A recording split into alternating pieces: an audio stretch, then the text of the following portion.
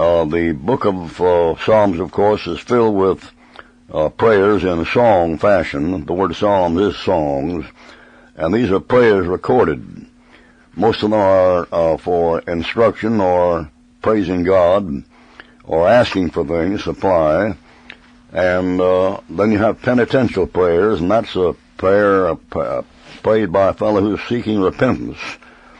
And it's a prayer for God to forgive. It's a confessional that the person is a criminal, and this is repentance. Now, sometimes we have in the Psalms what we call imprecatory prayers. And imprecatory prayers are prayers for God to damn different people and different groups. There's a number of them. The most important one is Psalm 109. And these are prayers for God to curse people and groups. And these prayers can be prayed by Jesus Christ.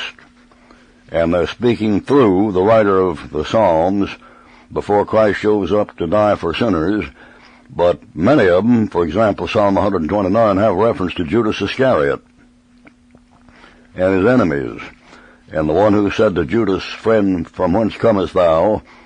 says that, "Let him be clothed with cursing, and take his bishopric from him," his place. That is done in Acts chapter 1.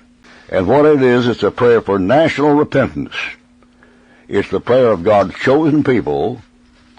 In this particular case, the Old Testament, the Jew, his chosen people with his chosen city, Jerusalem, and it's a prayer that confesses their sin, the sins of the whole nation. And the wording is perfect and could be applied, every word of it could be applied to every person in the United States of America, right now.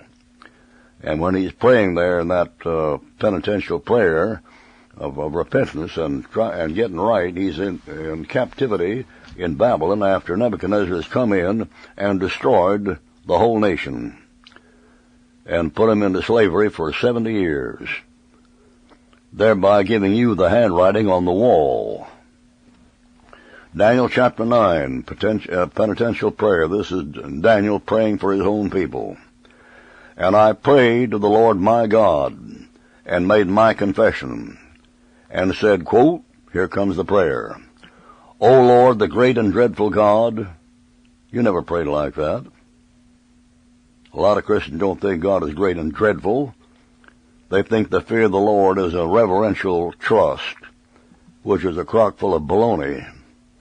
The great and dreadful God, that's the one Christ told you to be afraid of. How is it that you people that profess to know Jesus Christ don't know anything about him? How is that? One time his disciples said about fear, they asked him about it, and he said, "Don't be afraid of those that can destroy the body, but fear him who is able to destroy both body and soul in hell." You think that's a reverential trust? That's Christ telling you who to be afraid of.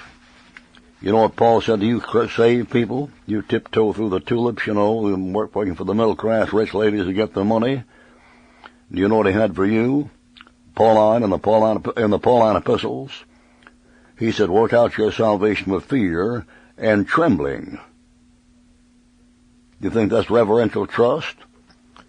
You're getting sold the devil's line. What you're getting sold out of your new Bible, they ain't worth a dime.